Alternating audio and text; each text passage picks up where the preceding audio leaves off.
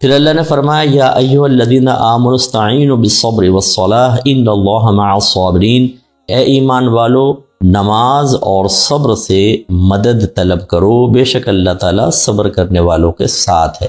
یعنی جب تم پریشان ہو جاؤ، جب مشکل میں آ جاؤ، تو پھر یہ دو کام کرو۔ ایک تو صبر کرو، صبر کا مطلب ہوتا ہے اپنے آپ کو شکوہ شکایت انتقام سے روکنا، اور دوسرا نماز، کہ نماز کی طرف آ جاؤ، اللہ سکون دے گا، رحمت نازل ہوں گی، آسانی پیدا ہوگی۔ اور ہم نے کیا کیا ہے؟ نماز اور صبر کے نہیں، ایک تو شکوہ شکایت اور عاملوں کے پاس وہ آ کے ہمیں بتا دیں، یا ہم ادھر جا کے معلوم کر لیں، جی جادو ٹونا، تو دل ایک طرح سے مطمئن ہوتا ہے، ہاں جو ہم سوچ رہے تھے نا ویسے ہی ہے۔ یہ کتنی بہنیں ہمیں کال کرتی ہیں کہ مصعب ذرا دیکھیے گا ہم پہ کوئی جادو تو نہیں ہے، ٹونا تو نہیں ہے۔ ویسے تو میں اس فیلڈ میں کر سکتا ہوں، لیکن ہم اس میں نہیں کرتے، ہم علم پڑھانا ہمارا ہوتا ہے کام۔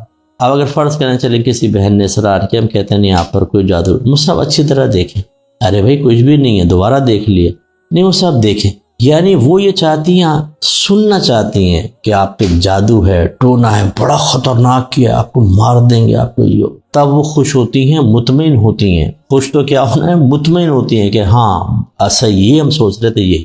اب اس کا علاج اللہ تعالیٰ فرما رہا ہے، آپ کا رب فرما رہا ہے، نماز اور صبر۔ نتیجہ کیا نکلے گا؟ ان اللہ مع الصابرین، بے شک اللہ تعالیٰ صبر کرنے والوں کے ساتھ ہے۔ یعنی جب لوگ صبر کرتے ہیں، نماز کی طرف متوجہ ہوتے ہیں، تو اللہ کی رحمت ان کے ساتھ ہوتی ہے، اور اللہ تعالیٰ مسائل کو غیب سے حل فرماتا ہے۔ لیکن ہمارا اعتقاد ہی نہیں ہے، اعتماد ہٹ گیا ہے۔ اللہ کچھ نہیں دے سکتا، یہ زبان سے نہیں کہتے، لیکن کچھ دعائیں کرنے کے بعد ہمارے دعاؤں میں وہ دم نہیں رہتا، پختگی نہیں رہتی، اعتماد نہیں رہتا، کھوکھلی سی دعائیں۔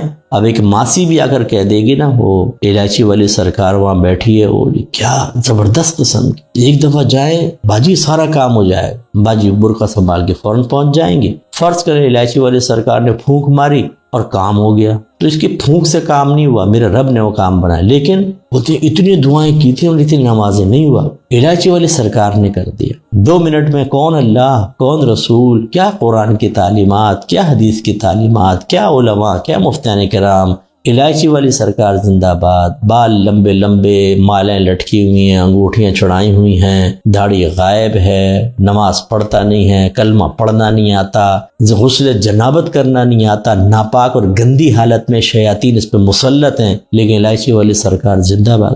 یہ ایسے لوگ فلاح پائیں گے؟ آپ ذرا غور کریں۔ قرآن کو چھوڑ کر ہم ان لوگوں کی طرف چلے گئے جو ہمیں اللہ تعالیٰ سے دور کرنے والے ہیں، اور پھر ہم نے دیکھا ہے پھر کوئی لگ کر اللہ سے دعا نہیں کرے گا۔ اب اس کا اعتقاد اور اعتقاد کا مرجع کون ہوگا؟ الائچی والی سرکار، شلوار والی سرکار، سائیکل والی سرکار، کتے اور بلی والی سرکار، یہ مسئلہ حل کریں گے۔ اللہ سے تو ہوا نہیں، یہ کریں گے۔ اللہ معاف فرمائے، ایسے لوگوں کا ایمان اللہ محفوظ رکھے میرے بہن بھائیوں کا، لیکن یہ خود اپنے ایمان کو شدید ترین خطرے میں ڈالنے والے ہیں۔ ایک بھائی نے فرمایا تھا کہ دوسری آسمانی کتابوں کا مطالعہ کرنا کیسا ہے؟ دیکھیں سخت ناجائز ہے، بلکہ یہ حرام کے نزدیک ہے، اس لیے کہ نبی کریم صلی اللہ علیہ وسلم نے حضرت عمر فاروق رضی اللہ تعالیٰ عنہ کو توریت پڑھتے ہوئے ملاحظہ فرمایا تو انتہائی جلال فرمایا، اور یہ فرمایا کہ اگر موسیٰ آج میرے ساتھ ہوتے تو میری پیروی کرنے کے علاوہ ان کے لیے کوئی چارہ نہیں تھا۔ تو یہ نبی کریم صلی اللہ علیہ وسلم نے اظہار غضب کیوں فرمایا؟ حالانکہ پچھلی آسمانی کتابیں بھی اللہ تبارک و تعالیٰ کے نازل کردہ ہیں۔ وجہ بالکل واضح ہے کہ ان کتابوں کو اللہ تبارک و تعالیٰ نے انسانی تصرفات سے محفوظ نہیں رکھا تھا، اس لیے آج کل تقریباً 32 اناجیل موجود ہیں، جن کی کتابیں ہیں نا، جو اون کرتے ہیں، آپ انہی سے پوچھ لیجئے، وہ بتائیں گے کہ ایک نسخہ نہیں ہے بلکہ کئی نسخے بن چکے ہیں، یعنی انسانی تصرفات ان میں ہوتے رہے۔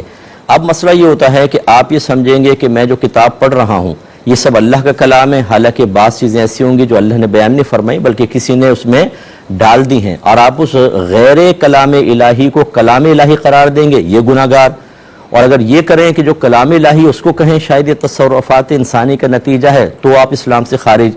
اور پھر دوسری بات یہ ہے کہ میں چیلنج کرتا ہوں، جتنا ہمارا قرآن کامل ہے، زندگی کے ہر شعبے کے بارے میں مکمل رہنمائی فراہم کرتا ہے، اگرچہ وہ اجمالی طور پر ہے، پھر اس کی تفصیل حدیث میں ہے، پھر اس میں کچھ اجمال ہے تو پھر علماء امت کے سپرد کر دیا گیا معاملہ یا صحابہ کرام علیہم رضوان نے بیان کیا۔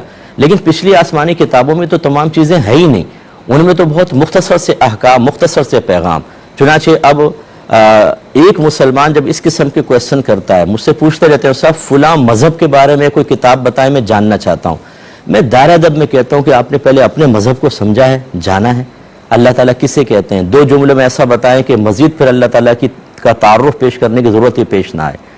قرآن کی تعریف کیا ہے شرعی، اسلام کسے کہتے ہیں، اسلام کی بنیادی تعلیمات بتائیں، فرض علوم کون کون سے ہیں جن کا سیکھنا آپ پر لازم ہے۔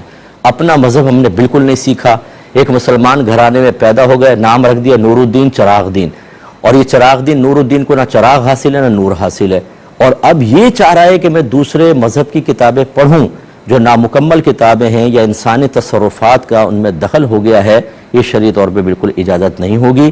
یہ یاد رکھیں کہ اللہ تعالیٰ نے ان آسمانی کتابوں کو جس شکل میں نازل کیا تھا ان پر ہمارا ایمان ہے کہ وہ اللہ کی کتابیں ہیں، لیکن جو موجودہ تبدیل شدہ شکل ہے ان کو ہم یہ نہیں کہہ سکتے کہ یہ اللہ کا کلام ہے، لہٰذا پڑھنے سے اجتناب کرنا واجب ہوگا۔